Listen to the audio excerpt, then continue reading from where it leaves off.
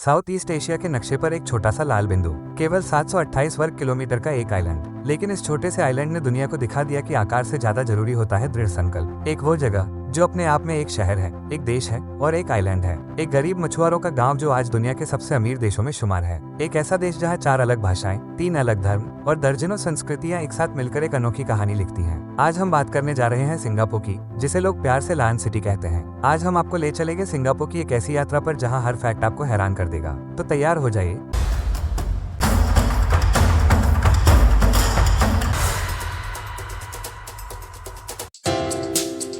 Singapore का इतिहास उतना ही रोमांचक है जितना इसका वर्तमान। प्राचीन काल में इस द्वीप को तेमासेक के नाम से जाना जाता था, जिसका अर्थ होता है समुद्र का शहर। 14वीं सदी में यह एक महत्वपूर्ण व्यापारिक केंद्र था। कहानियों के अनुसार सुमात्रा के एक राजकुमार संग नीला उत्तमा ने यहाँ एक अजीब जानवर देखा, जिसे उन्होंने शेर समझा। इसी कारण उन्होंने इस जगह का नाम सिंगपुर या सिंगापुर रखा, जिसका संस्कृत में अर्थ है शेर का शहर।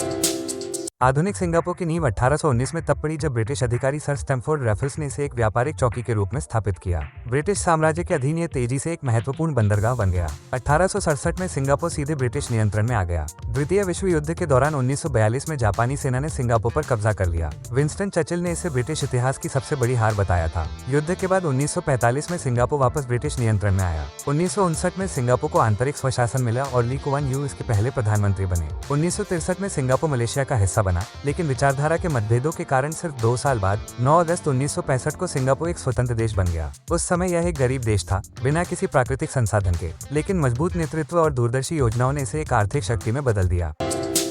सिंगापुर साउथ ईस्ट एशिया में स्थित एक आइलैंड कंट्री है। यह मलय प्रायद्वीप के दक्षिणी छोर पर भूमध्य रेखा के बिल्कुल करीब, लगभग 1 डिग्री उत्तर में स्थित है। इसके उत्तर में जोहर जलडमरूमध्य के पार मलेशिया है, जबकि दक्षिण में सिंगापुर जलडमरूमध्य के पार इंडोनेशिया स्थित है। पश्चिम में मलक्का जलडमरूमध्य है और पूर्व में दक्षिण चीन सागर है।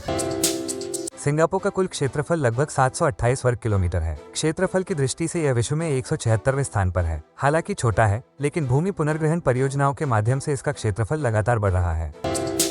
सिंगापुर की जनसंख्या लगभग 60 लाख है। जनसंख्या की दृष्टि से यह विश्व में 114वें स्थान पर है। हालांकि जनसंख्या घनत्व के मामले में यह दुनिया के सबसे घनी आबादी वाले देशों में 3रे स्थान पर है।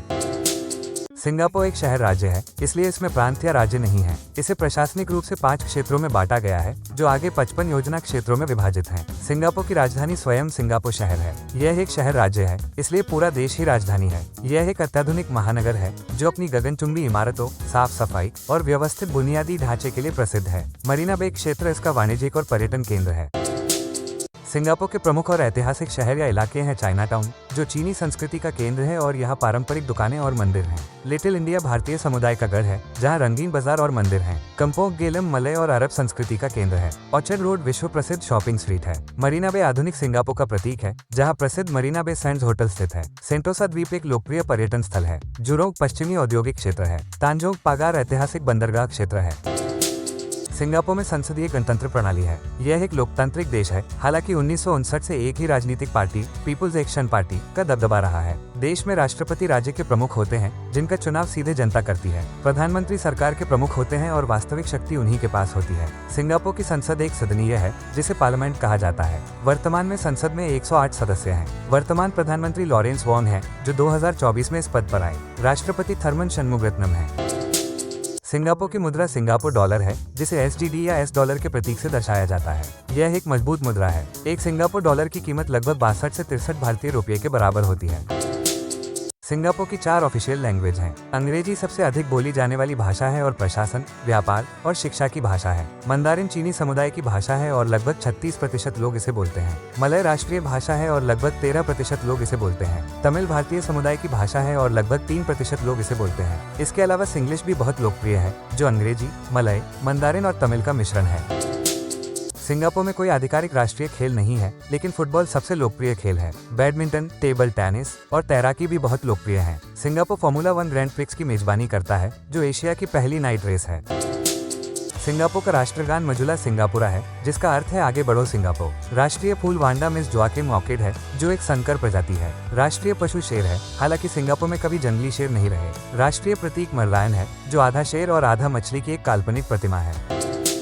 सिंगापुर एक बहुधार्मिक देश है। बौद्ध धर्म सबसे बड़ा धर्म है, जिसे लगभग 31% लोग मानते हैं। ईसाई धर्म को लगभग 19% लोग मानते हैं। इस्लाम को लगभग 16% लोग मानते हैं, जो ज्यादातर मलय समुदाय के होते हैं। हिंदू धर्म को लगभग 5% लोग मानते हैं, जो ज्यादातर भारतीय समुदाय विशेषकर तमिल समुदाय के लोग होते हैं। ताओवाद को लगभग 9% लोग मानते हैं। लगभग 20% लोग किसी धर्म को नहीं मानते।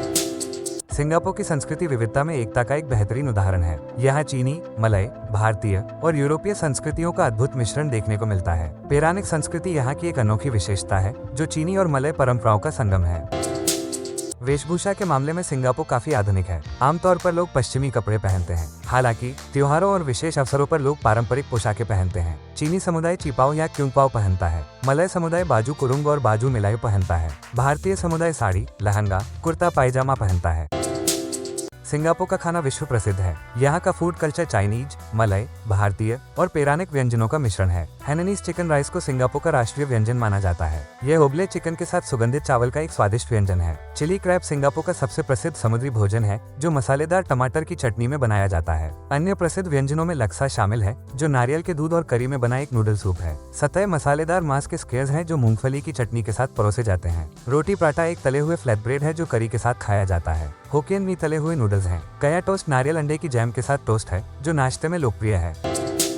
सिंगापुर केवल एक आइलैंड नहीं है, बल्कि 64 आइलैंड का एक समूह है। और दिलचस्प बात यह है कि सिंगापुर अपना आकार लगातार बढ़ा रहा है। भूमि पुनर्ग्रहण परियोजनाओं के माध्यम से ये देश अपने क्षेत्रफल को बढ़ाता जा रहा है। सिंगापुर इतना छोटा है कि आप इसे पूर्व से पश्चिम तक केवल 45 मिनट में पार कर सकते हैं। पूरा देश केवल 50 किलोमीटर चौड़ा है। सिंगापुर दुनिया के केवल 3 मॉडर्न सिटी स्टेट कंट्री में से एक है। बाकी 2 हैं यूरोप में मोनाको और वेटिकन सिटी।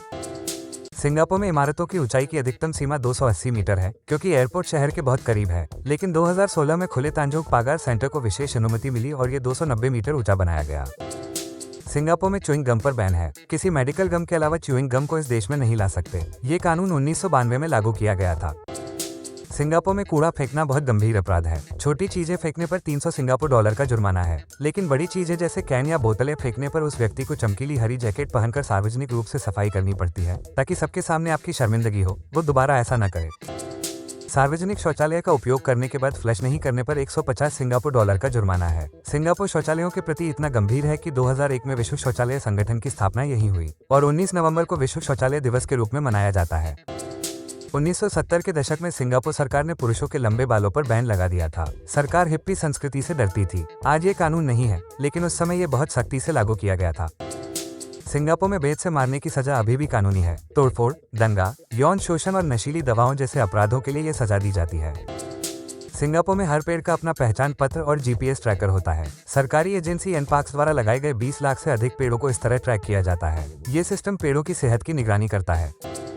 हर साल 7 नवंबर को राष्ट्रीय वृक्षारोपण दिवस मनाया जाता है। मंत्रियों से लेकर आम नागरिक तक सभी पेड़ लगाते हैं। कुछ लोग जन्मदिन या शादी के उपहार के रूप में पेड़ गोद लेते हैं। सिंगापुर में कार खरीदना बेहद महंगा है। आपको कार की कीमत के 1.5 गुना पैसे सर्टिफिकेट के लिए अलग से देने पड़ते हैं। सरकार निजी वाहनों को हतोत्साहित करती है और सार्वजनिक परिवहन को बढ़ावा देती है। सिंगापुर में कई अंडरग्राउंड एक्सप्रेसवे हैं, जो ट्रांसपोर्ट को आसान बनाते हैं और जमीन पर हरियाली के लिए जगह छोड़ते हैं। ये दुनिया के सबसे अनोखे बुनियादी ढांचे में से एक है। सिंगापुर के लोग दुनिया में सबसे तेज चलते हैं। उनकी औसत चलने की गति 6.15 किलोमीटर प्रति घंटा है। शायद इसीलिए यहाँ सब कुछ इतनी तेजी से होता है।